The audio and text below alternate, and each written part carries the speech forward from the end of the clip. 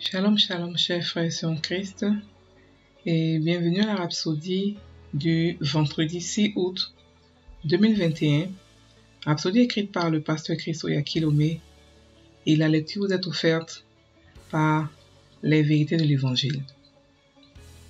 Le thème d'aujourd'hui est « Christ est domicilié en vous ». Et le verset de Colossiens 1, verset 27, qui se lit comme suit. Le mystère caché de tout temps et dans tous les âges, mais révélé maintenant à ses saints, qui Dieu a voulu faire connaître quelle est la glorieuse richesse de ce mystère parmi les païens. Savoir Christ en vous, l'espérance de la gloire. Fin du verset. Le pasteur Christ nous dit « Christ en vous » fait référence à tout ce qui constitue le caractère, la personnalité, le potentiel de la gloire et des grâces du Christ, incarné en vous. Et cela se fait par le Saint-Esprit. Rappelez-vous les paroles de Jésus dans Jean 14, verset 23. Il a dit « Si quelqu'un m'aime, il gardera ma parole et mon Père l'aimera. Nous viendrons à lui et nous ferons notre demeure chez lui. » Fin du verset. Ça, c'était avant sa mort, son ensevelissement, sa résurrection et son ascension au ciel. Il avait dit dans Jean 14, versets 16 à 17, « Et moi, je prierai le Père, et il vous donnera un autre consolateur. Mais vous, vous le connaissez, car il demeure avec vous, et il sera en vous. » Fin du verset. Il a tenu sa promesse. Et le jour de la Pentecôte, le Saint-Esprit est descendu pour résider dans les disciples. Aujourd'hui, étant nés de nouveau, nous sommes devenus son temple vivant. Il a établi sa demeure en nous. Ceci était un mystère dans l'Ancien Testament. Les prophètes et même les anges se demandaient comment il serait possible pour Dieu d'établir sa demeure dans le cœur des hommes.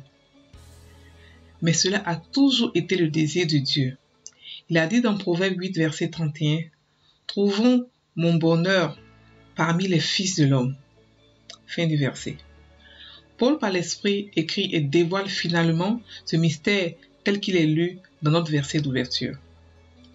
Ainsi, lorsque nous disons « Christ en vous », nous parlons du caractère, la beauté, toute la gloire, la puissance et la justice de Dieu renfermés dans un homme.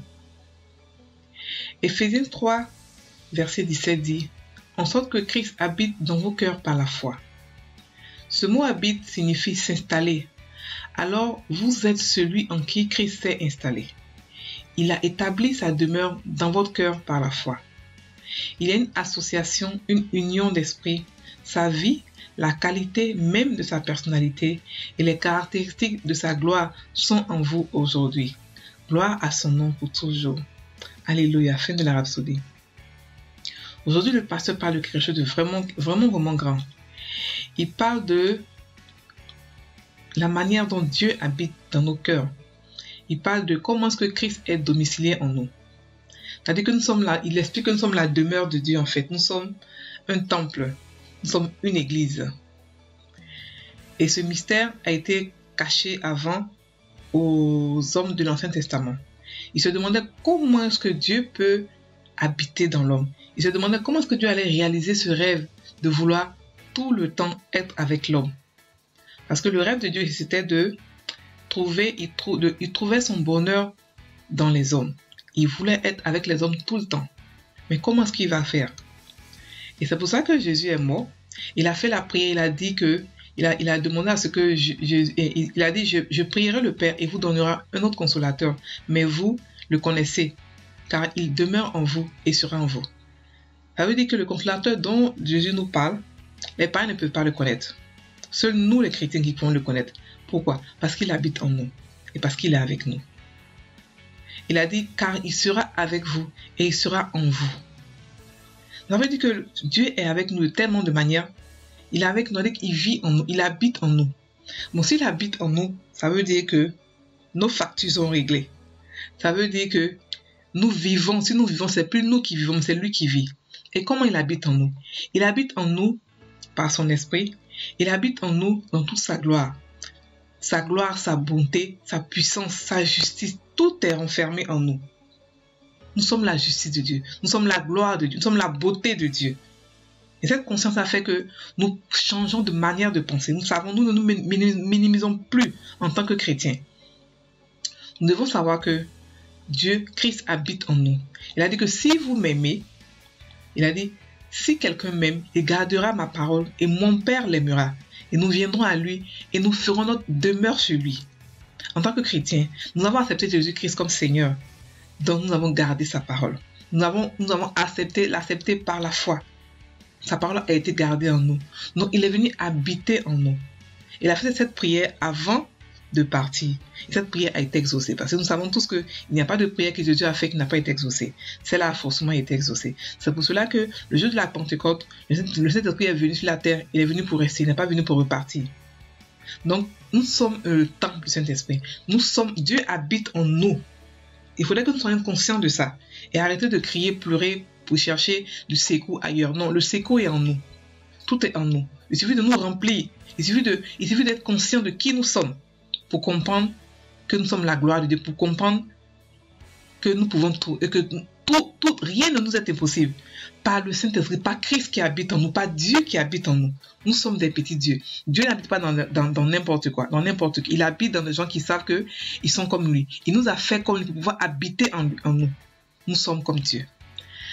Donc mes frères et sœurs, soyez conscients de qui vous êtes en Christ et que Dieu habite en vous dans toute sa gloire, dans toute sa plénitude, dans toute sa bonté, dans toute sa justice, dans toute sa puissance. Donc maintenant, fais la confession. Répétez après moi.